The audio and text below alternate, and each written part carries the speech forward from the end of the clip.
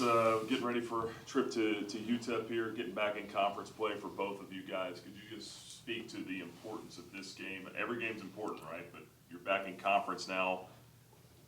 Team's been struggling a little bit. How do you approach this game? Is this, I don't want to call it a must-win, but what's the sense of urgency coming in? Whoever wants to start.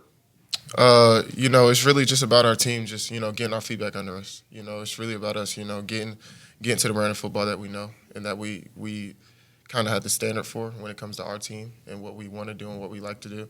It's really just about us, getting back to the brand of, like, Liberty football. And not only that, but us just playing a full, complete game of, like, complementary football. Yeah, like he said, I think this needs to be our best game to get the ball back rolling, to do the things that we know we can accomplish, what we should be accomplishing. Corey, what does that look like? Just talking about what you should be accomplishing. What does this team believe that it can accomplish this year? I still feel like we're a championship team. It's out there for us. We got to go take it.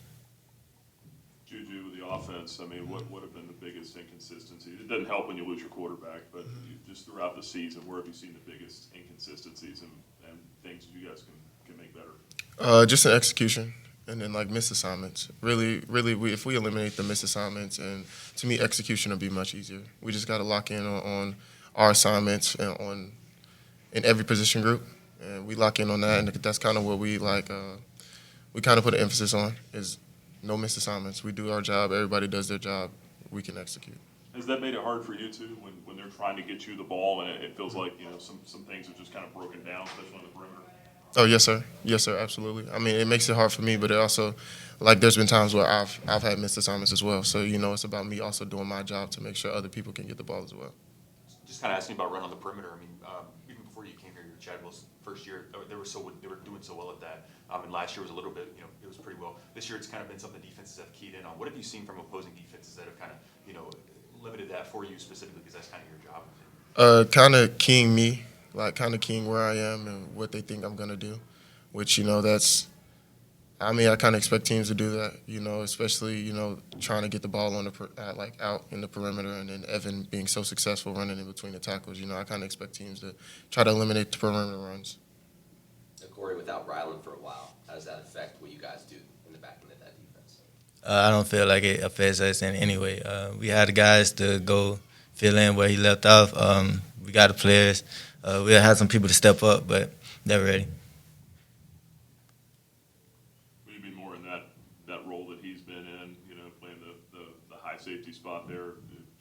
How does that affect you?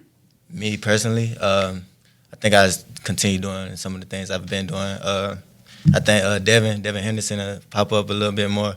Eli August, he'll be in that position, and they both fly around just like Bradley. So, thinking a little bit about the way UTEP plays they play a couple of quarterbacks. They can get a couple of guys in there. They kind of mix with the two last quarterbacks that you've seen. The guy from ODU, he played a little bit multidimensional. Barnett, obviously more of a passing guy, but he used his legs a little bit. Has playing those two teams kind of given you a little bit of confidence going into UTEP, knowing that you prepared for a two-quarterback system against James Madison, and then you saw a multidimensional quarterback against Old Dominion? Yeah, we have some confidence going into this game. I feel like if we do our job the correct way, we're going to be all right.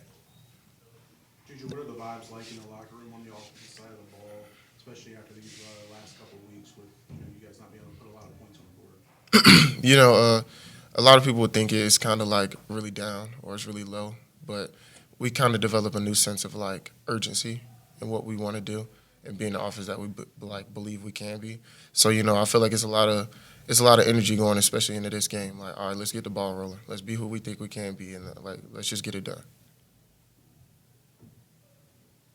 What about in the kick return game? Do you feel like that you've been able to get the chunks there that you'd like to see this year? Do you think there's more out there for you and the team? I feel like ODU, the opening return was like a good start to what I think our kick return team really can be, and we've had conversations on just like when we have that opportunity, let's flip the field, like let's put the offense in a great situation, especially because the offense hasn't, like, we've been struggling, but we're going to fix that. But kick return can make it so much easier just with starting the ball on the opposing side.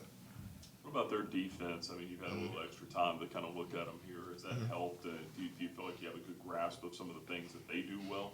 Yes, sir. I feel like Looking at their defense, there are a few things that they do well. To me, their secondary flies around. They try to come fit in the run. They try to do a lot of different things. But to me, it's no different than every week. Like if our offense executes, to me, it'll be hard for us to be stopped.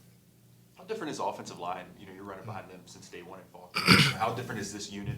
Seems like they've settled in on 5, kind of 6 guys that are getting a lot of the playing time in the last couple of games. So how is it running behind this unit versus the unit you were potentially running behind maybe during fall camp? How has that group kind of evolved throughout the season? I feel like it's nothing too much has changed because during fall camp we rotated a lot of people. We ran with a lot of different like mixtures of O linemen or personnel. So I feel like it really isn't too much different. It's really like okay, if this is where you are, this is where you're playing, then like let's do it.